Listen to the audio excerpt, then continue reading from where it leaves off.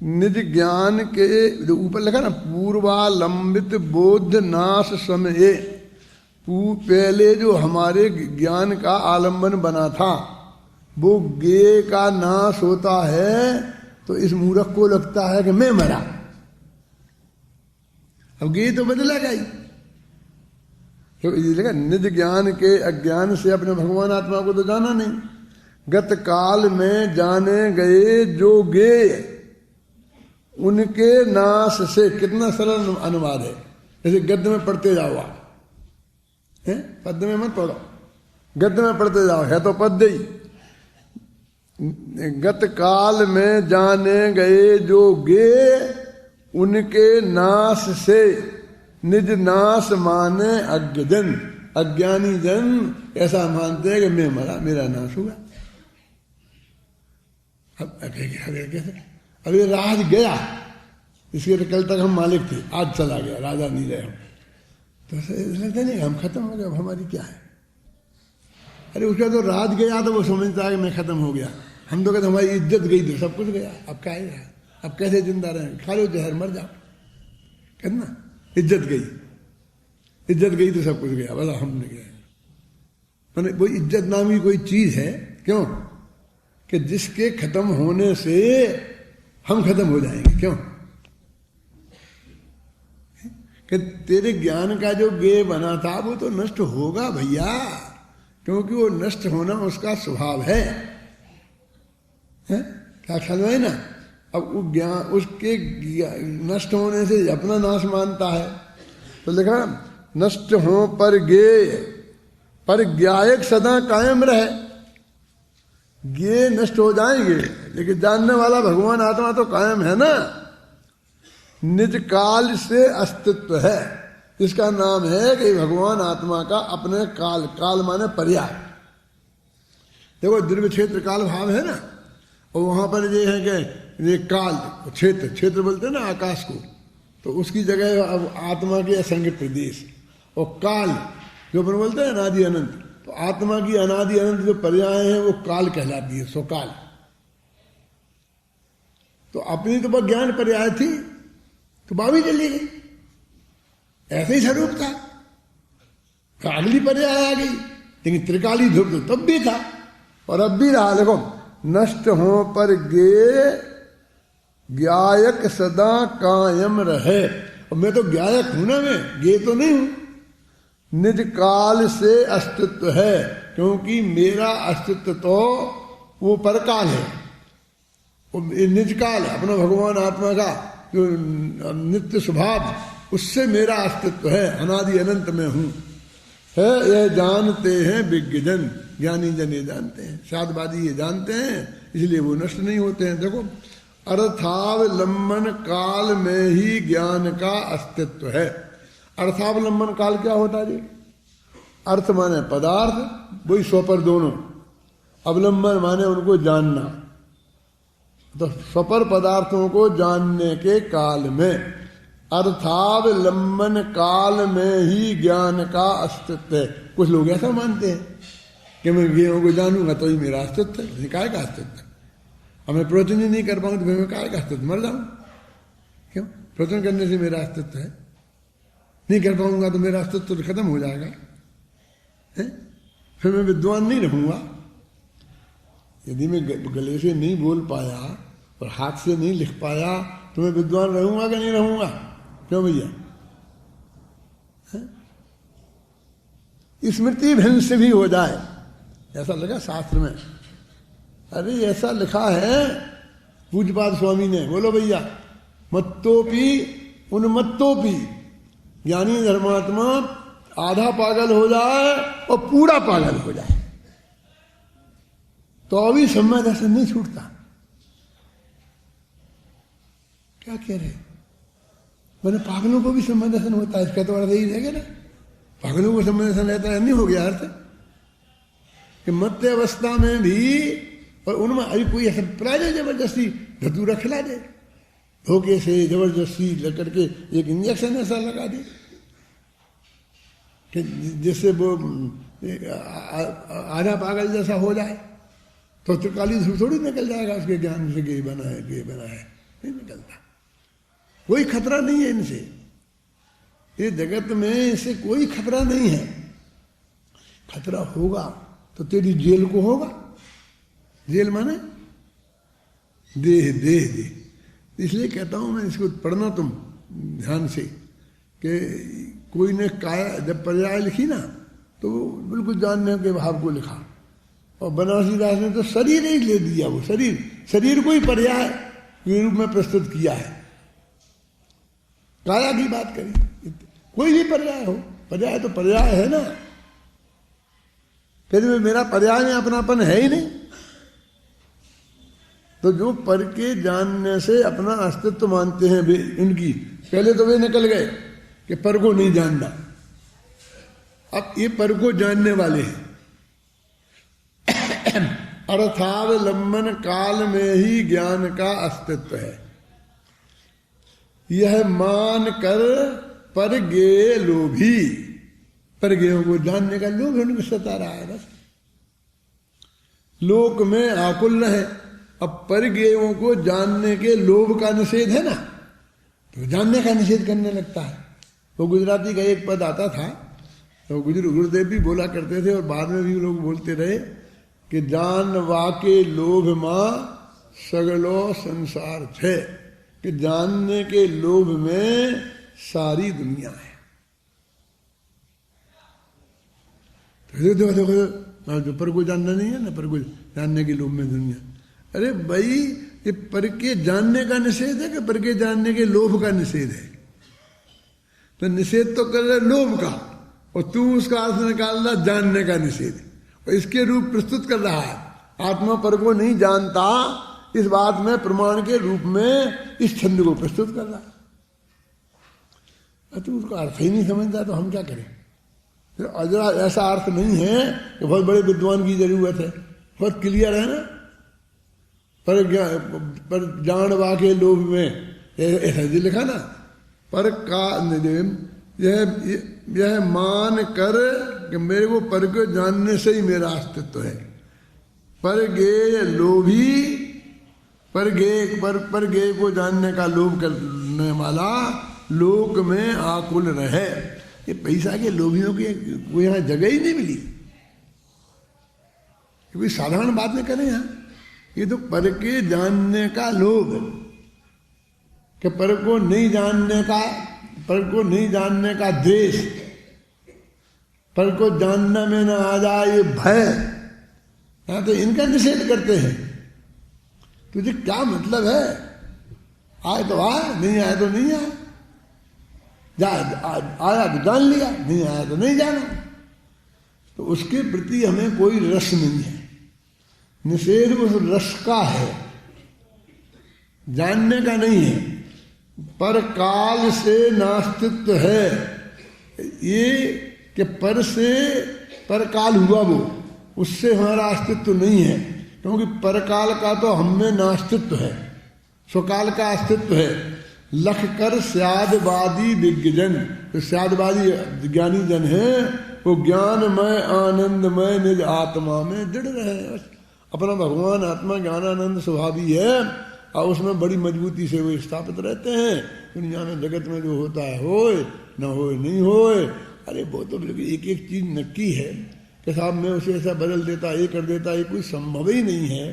तो उसका कर्तृत्व का विकल्प कहाँ खड़ा रह सकता है? ताराचंद जी बोलो।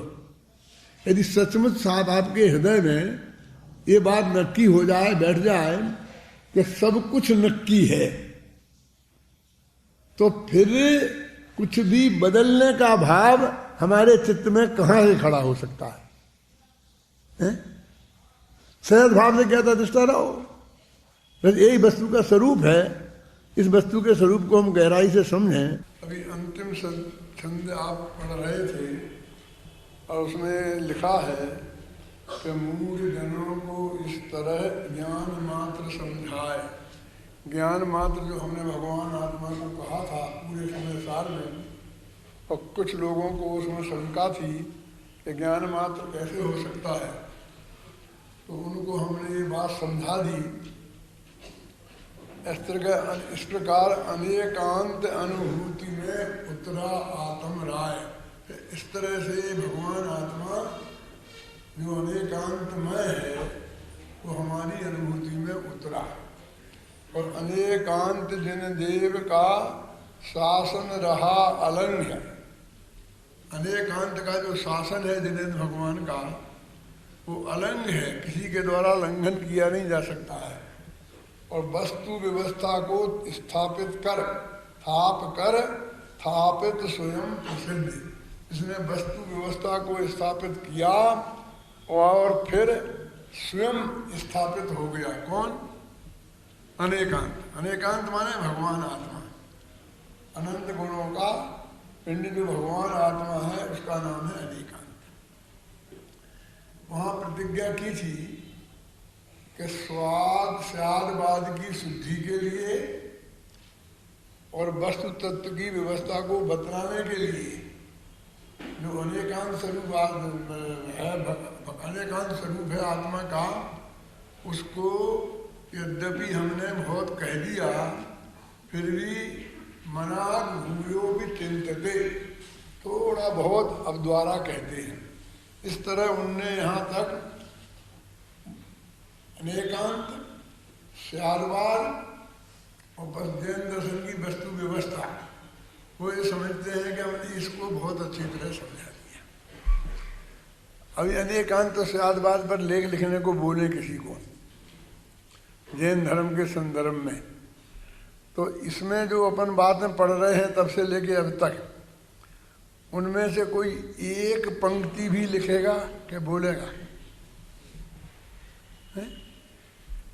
आचार्य जी इतने संतुष्ट हैं अपने मन में कि हमने तो ऐसे बहुत बड़ा काम कर दिया है कि हमने अनेकांत स्वरूप भगवान आत्मा को शादवाद के माध्यम से जैन दर्शन की असली वस्तु व्यवस्था सबके सामने स्पष्ट कर दी।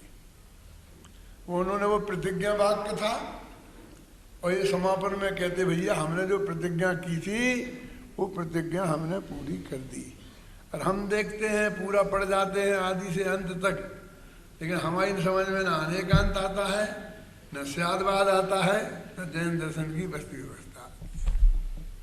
तो लगता ही नहीं इसमें अनेकांत शादवाद का क्या। अगर अनेकांत शादवाद में भाषण कराओ तो देखो बड़े बड़े विद्वान जितने जैन समाज के होंगे, मैं कोई खबर नहीं कहना चाहता हूँ, विद्वान वाले सब होंगे, साधु संत भी विद्वान हैं और विद्वान तो विद्वान हैं, गृहस्थ भी यदि अध्ययनशील हैं वे भी विद्वान हैं। तो वो एक से भी जाकर वो सुनाएगा हम जैन दर्शन अनेकांत है तो तुम भी सच्चे और हम भी सच्चे, उसकी अनेक अपेक्षाएं हैं, किसी अपेक्षा हमारी बात सत्य हो सकती है, किसी अपेक्षा तुम्हारी बात सत्य हो सकती है, क्यों? किसी अपेक्षा ईश्वर जगत का कर्ता हो सकता है और किसी अपेक्षा नहीं भी हो सकता है। ऐसा अनेकांत शादवाद सारे विद्वान सारे संत इस देश में समझाते हैं। और उन्होंने ये अनेकांत शादवाद का, मैं इसलिए उनके लिए नहीं कह रहा हूँ, वे तो सुन ही नहीं रहे, मैं तुम लोगों के लिए कह रहा हूँ कि अभी तुमको एक 10 पेज का लेख लिखना है अथवा 1 घंटा बोलना है, 1 घंटा, अपन ने तो कितने घंटे बोला, तो इस अनेकांत शादवाद का सब्जेक्ट हो और इस पे ही बोल के आपको ये संतोष हो सकता है कि मैंने अपने विषय को पूरा कर दिया। हम तो विषय भी बनाएंगे शांति जी, तो उसमें एक भी इसका एक भी विषय नहीं आएगा, वही आएगा उसकी अपेक्षा जी अपेक्षा जी अपेक्षा जी आएगा जी आएगा।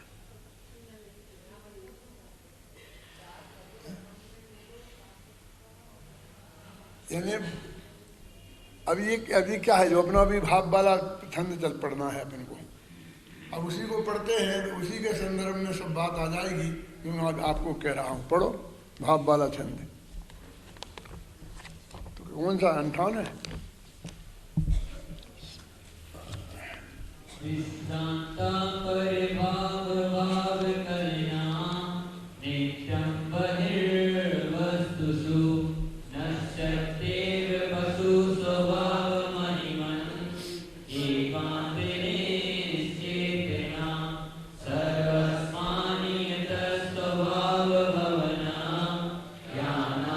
भक्तो भवन, शादवादी गुणनाश्रमेति सहजा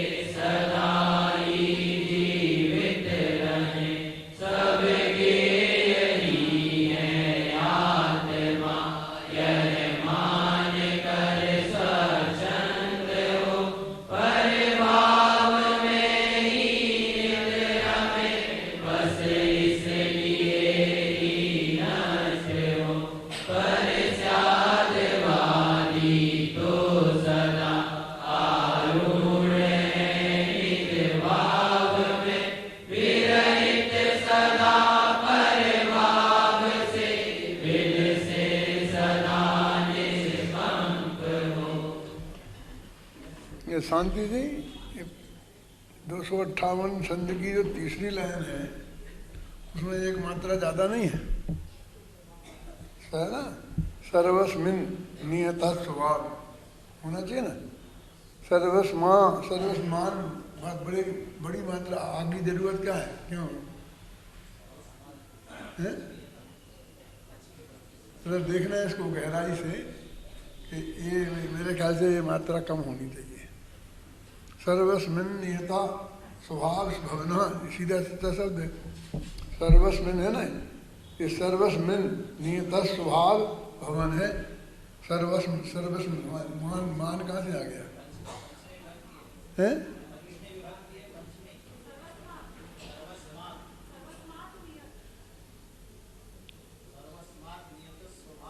हाँ ठीक है। देखो एक बात मैं और आपको ध्यान आकर्षित करता चाहता हूँ कि इस समय सार में जो मूल ग्रंथ है इसमें इसी सब बातों को गद्य में पहले लिख दिया और फिर बाद में 14 छंद दिए और 14 बातें ही पूरी गद्य में पहले लिख दी। इस समय सार अनुशीलन में हमने क्या किया तो गद्य के साथ फिर उस पद को जोड़ा, तो इसलिए वो पद उठाकर बीच बीच में गद्य के जोड़े गए हैं। तो आप जब दोनों का स्वाध्याय करेंगे तो आपको कुछ अटपटापन लगेगा और हजारों में से एक आध कोई प्रश्न खड़ा होगा कि ये कैसे है, ये तो है ही नहीं, तो समूल में तो ऐसा है ही नहीं, है ना। इसने पहले गद्य में वही बातें लिख दी पूरी और फिर पद्य में 14 छंद बनाए। हमने वो दो बातों का एक जोड़ा बनाया, जैसे भाव कहा है ना जी, भाव संबंधी, क्षेत्र संबंधी, काल संबंधी, तो उनके साथ में वो गद्य वो पद्य जोड़ दिया।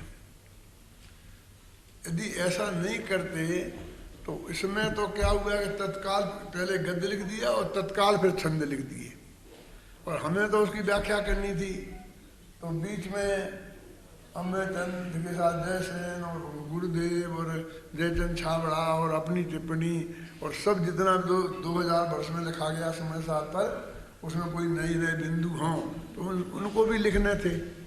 तो उसमें 5-10 पेज जो लिखे गए उनकी वजह से वो छंद बहुत दूर जाके पड़ जाते थे और फिर एक दफे पूरा व्याख्यान करो तो गद्य के आधार पर उसी विषय को कर दो और फिर पद्य पढ़ो तो फिर वही का वही व्याख्यान द्वारा आप रिपीट करो। इसलिए कम से कम उनकी व्याख्यान करने में और इसमें जो हमने लिखा है उसको हमें 2 दफे लिखना पड़ता ईमानदारी से कि गद्य के अर्थ करते समय पूरा का पूरा वही बातें लिखनी पड़ती और पद्य का अर्थ करते समय भी पूरी की पूरी वही बातें लिखनी पड़ती। तो वो विषय डबल 2 दफे नहीं लिखा जा रहा है, इसके लिए वो किया गया है। अभी ये बहुत ही आश्चर्य है कि अभी ये जगत को हम नहीं समझाएं तो किसी की समझ में नहीं आता ये क्या किया है, कैसे किया है, क्यों किया है। उधर विकल्प ही नहीं दौड़ता है कि जब इसे पढ़ता है तो इसे पढ़ लेता है, जब इसे पढ़ता है तो इसे पढ़ लेता है, दोनों को मिलान करके पढ़ते ही नहीं है। 2 किताबें एक साथ रखकर पढ़ने की हमारी आदत ही नहीं है, लेकिन होना चाहिए ना कि जब हमने इस मामले में गाथा के मामले में अमृतचंद क्या कहते हैं तो जयसेन क्या कहते हैं तो जयचंद क्या कहते हैं तो पांडे राजमल जी क्या कहते हैं तो बनारसी दास क्या कहते हैं, गुरुदेव क्या कहते हैं, तो ये सब बातें एक साथ जानने में आना चाहिए ना। अलग अलग पढ़ेंगे तो आपको कभी पता ही नहीं चलेगा उनने क्या लिखा इनने क्या लिखा। अब दोनों में से जो चीज़ आपकी स्मृति में रह जाएगी आप उसे सच्ची मान लेंगे और दूसरे की जब बात आगे दूसरा विद्वान कहेगा तो उसे लड़ पड़ेंगे आप, बस खत्म। आप मुझे तो पक्का याद है, मेरे पेज नंबर याद है, सब याद है, लेकिन तेरा पक्का याद कहाँ है वो जो दूसरी जगह दूसरे आचार्य ने कहा वो बात कह रहा है ना, तो इसे बोलते कंपैरेटिव स्टडी, माने तुलनात्मक अध्ययन। इसलिए मैं बोलता हूँ समय सार में 2000 वर्ष में जो कुछ लिखा गया है वो सब इसमें है।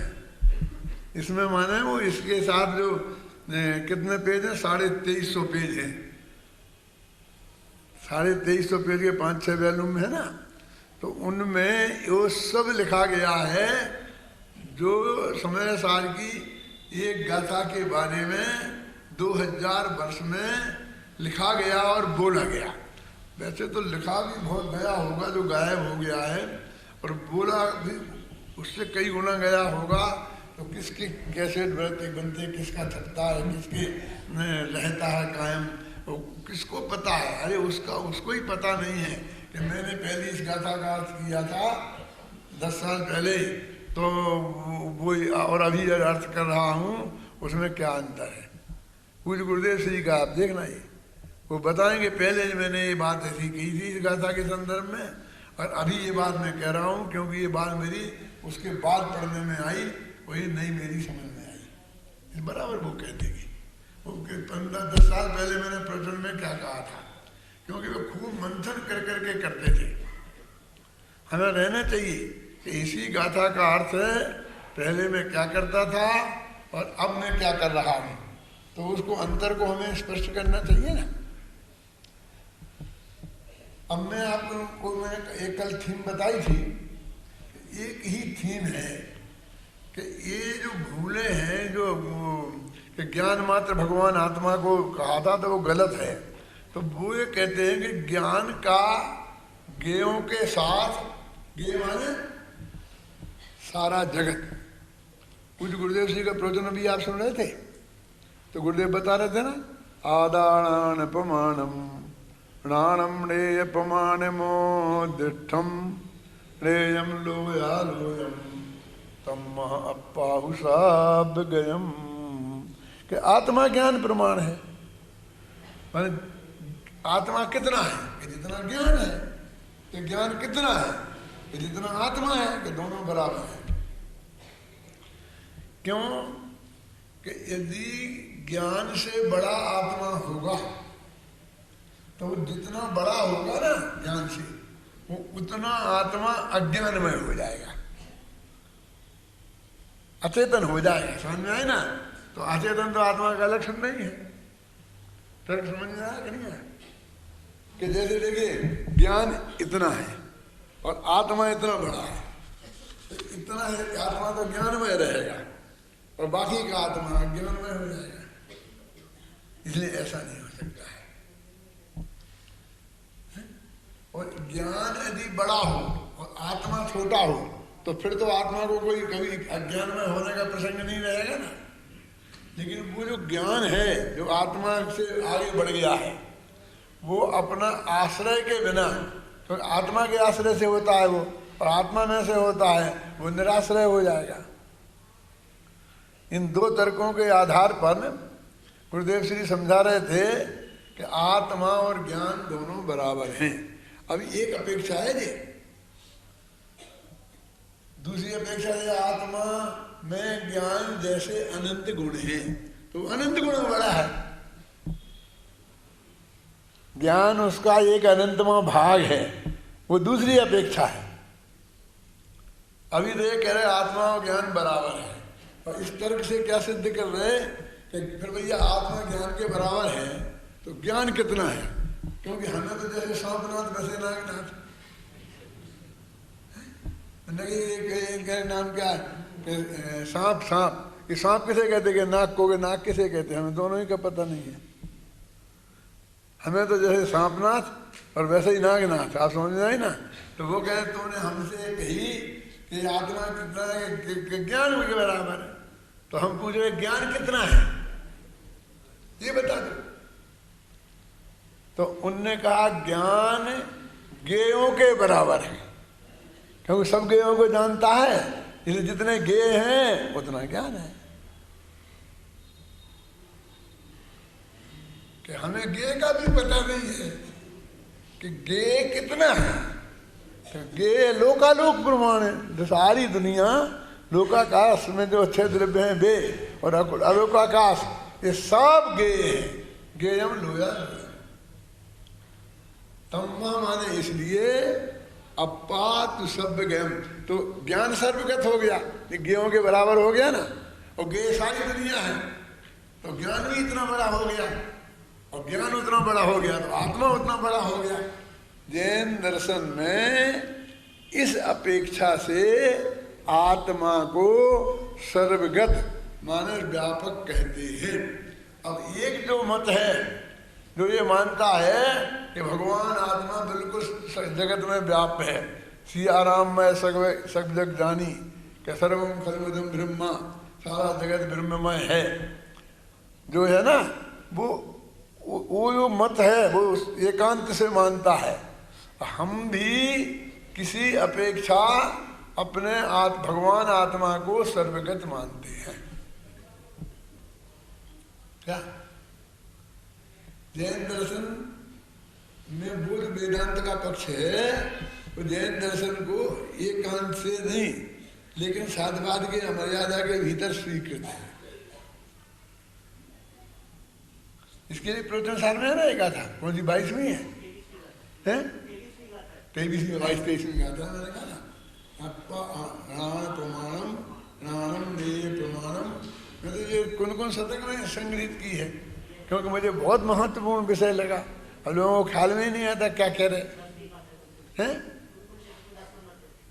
कौन शतक में 10वीं नंबर की क्या था कि आत्मा का हम स्वरूप बता रहे तो हमें आत्मा कितना लंबा चौड़ा है वो बताना चाहिए ना। तो आपका ये बात यहाँ क्यों कह रहे हो, क्योंकि ये ज्ञान और गे माने सालों का लोग और ज्ञान माने अपना भगवान आत्मा।